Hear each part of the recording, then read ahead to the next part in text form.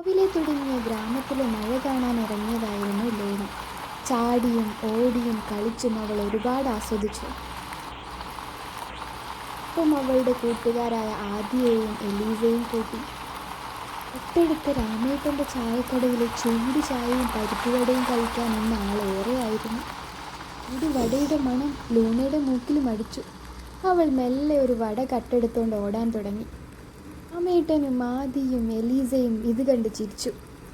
ഓടിയും ചാടിയും ചെളിയിൽ വഴുക്കി വീണും കുട്ടികളും അവളോടൊപ്പം കളിച്ചു. അപ്പോഴതാ വഴിയിലെ ബസ് സ്റ്റാൻഡിൽ ഒരു വൃദ്ധൻ കുട പിടിച്ചിരിക്കുന്നത് അവർ കണ്ടു. വൃദ്ധൻ അവരെ അടുത്ത് വിളിച്ചു ദൂരെയുള്ള പൂട്ടിക്കിടക്കുന്ന ഫാക്ടറിയുടെ കഥകൾ പറഞ്ഞു. പല കഥകളും കുട്ടികളെ ആശ്ചര്യപ്പെടുത്തുകയും പേടിപ്പെടുത്തുകയും ചെയ്തു. അത്ഭുതത്തോടെ അവർ ആ ഫാക്ടറിയുടെ അകത്തേക്ക് ചെന്നു. ആരുമില്ലാത്തപ്പോൾ ഫാക്ടറിയിലേക്ക് വരുന്ന അപരിചിതൻ്റെ കഥയായിരുന്നു അത്.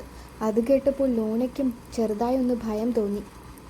ഫാക്ടറിയുടെ അടുത്ത റൂമിലേക്ക് ചെന്നു. എന്നപ്പോഴാകട്ടെ അവിടെ ഒരു കപ്പിൽ ചായ തിളയ്ക്കുന്നു.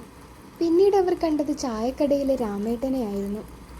രാമേട്ടനെ കണ്ടപ്പോൾ കുട്ടികൾക്ക് സന്തോഷമായി. രാമേട്ടൻ പറഞ്ഞു ഇത് തൻ്റെ അച്ഛൻ്റെ ഫാക്ടറി ആയിരുന്നുവെന്നും എല്ലാ മഴക്കാലത്തും അച്ഛൻ ഇവിടെ വന്നിരുന്ന് ചായ ഇട്ട് കുടിക്കാറുണ്ടായിരുന്നുവെന്നും അച്ഛൻ്റെ മരണശേഷവും ഞാനും ഭാര്യയും ഇത് തുടരുന്നുവെന്നും ചായയൊക്കെ കുടിച്ച് മഴ തോർന്നപ്പോൾ അവർ വീട്ടിലേക്ക് മടങ്ങി.